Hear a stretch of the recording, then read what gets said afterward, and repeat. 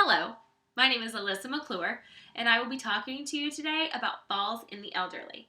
I am a physical therapist assistant, and I work in a retirement community. I am also the head of our falls prevention program, which is designed to reduce and hopefully prevent the number of falls in our facility per year. There are more than 40 million people aged 65 or older in the United States, and chances are we all know at least one of them. It is my hope that by the end of today, you will be able to identify some of the fall associated risks that your friends or loved ones may face, and thus be able to provide them with some simple prevention strategies. I'm going to begin by giving some statistics related to falls in the elderly. 1 in 3 of the 40 million people aged 65 or older will suffer a fall. All falls are serious and should not be taken lightly. However, not all falls result in a serious injury. Some people who fall may get a scrape or a bruise. However, these are also not to be discounted, as elderly people tend to have thinner skin that doesn't heal as fast. A simple scrape can become infected, and a bruise can take twice as long to heal. 1 in 5 falls, on the other hand, will result in a serious injury. These serious injuries include fractures, most commonly of the hip, or even head trauma, both of which will require an extended hospital stay. For some elderly people, this extended hospital stay that puts them out of their usual everyday activities can result in a cognitive decline as well as a functional one. 95% of hip fractures that occur in this age group are the result of a fall. Hip fractures can lead to surgery, most often coupled with an extended stay at a skilled nursing facility for further rehabilitation. A good example of the association between a cognitive decline and a fall is I had a patient one time who, to talk to her in her usual everyday life, you would have not guessed anything was wrong with her. Realistically, she was suffering from stage 1 dementia, which is very mild and is usually associated with simply misplacing the keys or forgetting someone's phone number. However, she suffered a fall with a hip fracture that required surgery. After undergoing anesthesia, staying in the hospital for 1 week, and then coming to the skilled nursing facility where I worked at, she was almost 2 weeks out of her usual everyday activities, and her dementia had progressed to the point where once she was completed with her hip rehabilitation, she had to be placed in a locked Alzheimer's unit. Staying in the hospital, especially after undergoing anesthesia, can rapidly progress cognitive decline.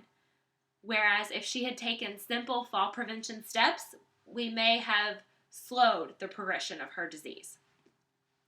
So you may be asking, what besides age can put a person at a risk for a fall? There are several additional risk factors I'm going to talk about today. It is good to note that it is usually a combination of 2 or more of these risk factors that elevates the person's risk for a fall. Taking more than 4 medications, either prescription or over-the-counter, drastically increases your risk for a fall. As we age, our bodies require more medication, whether it be for high blood pressure, cardiac issues, or other age-related changes. As we age, our eyesight tends to worsen. Changes in vision can cause decreased depth perception, or someone may not be able to see as far as they used to. This puts us at a risk for a fall. This makes certain community obstacles, such as going up and down a curb or the simple gaps in the pavement, extra dangerous. Muscles weaken with age, largely due to an increased sedentary lifestyle. Decreased muscle mass means decreased strength, as well as a decrease in the ability to move as quickly. This slows reaction time, leading to an increased fall risk simply by not being able to stop a fall that is happening. If an elderly person does happen to have a fall, they begin to fear that they may fall again. This fear only increases if the fall leads to a serious injury. Fear can lead to decreased activity, which perpetuates weakness and decreased activity tolerance. I had a patient one time who fell and fractured her hip. She did not require surgical intervention. The doctor was able to tell her, Let's stay off of it for a couple of days, do a stay at a skilled nursing facility for 2 to 3 weeks, slowly begin putting weight through the leg. It will heal. You can go home. This patient was so afraid of falling again and re-injuring the hip or injuring it worse so that she may have to have surgery that it became difficult for her to simply stand up from a chair. She was so afraid that she allowed that fear to take her function from up here all the way down. She doubled her rehab stay time simply because she was afraid. We had to start by having her stand up and sit down. Stand up and sit down. We were slowly able to add in standing for 30 seconds, standing for a minute, standing for 2 minutes, taking 3 or 4 steps. But in order for her to return to her usual everyday lifestyle, it took us about 6 weeks to break through that wall that she allowed her fear to put up. There are very simple steps that an elderly person or someone wanting to protect friends or family members can take to reduce the risks of a fall. Get a yearly eye exam so changes in vision can be monitored by a healthcare professional. If a person is taking 2 or more medications, they need to have their primary care doctor or a pharmacist do a medication review. This is especially important if someone sees multiple doctors for multiple ailments and doesn't always remember to write down the full list of correct medication. So often we take for granted that our doctor or our pharmacist is keeping track of these things, whereas in reality, we're forgetting that they have a bunch of other patients that they're also trying to keep track of. This may seem like a simple step, but it is often one of the most overlooked. Developing a full body strengthening program and sticking to it is an important step. This can be done with the help of either a personal trainer at the gym or, for best results, a physical therapist.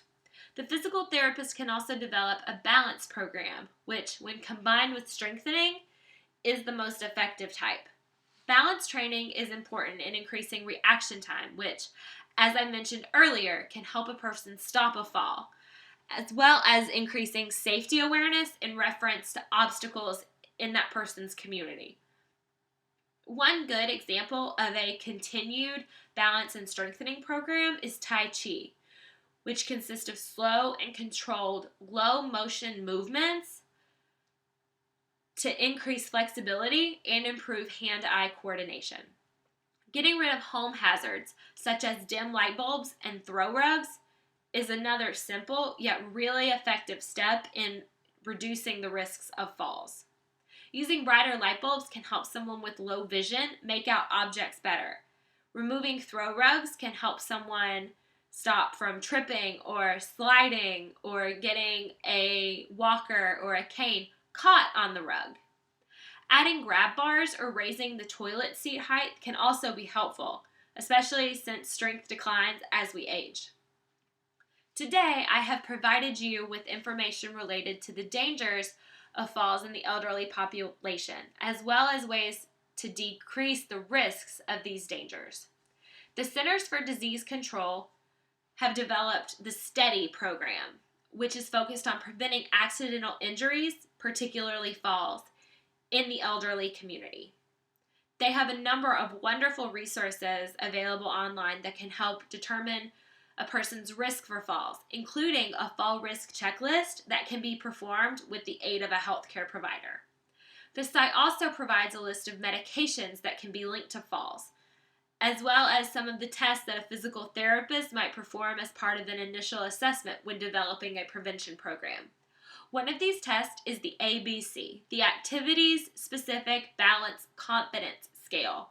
What this test looks at is your fear level associated with community challenges, including up and down curbs, walking on a wet or icy pavement, carrying grocery bags. This is something you can do at home. You can decide whether or not you're scared of a certain activity. Take the list to a healthcare provider and have them recommend either physical therapy or some other form of fall prevention that they feel may help you. As aging is an inevitable process, these are important measures to take not only in our own lives, but in the lives of our loved ones. Preventing falls may take only 5 minutes, but the repercussions of falls may take much, much longer. Thank you.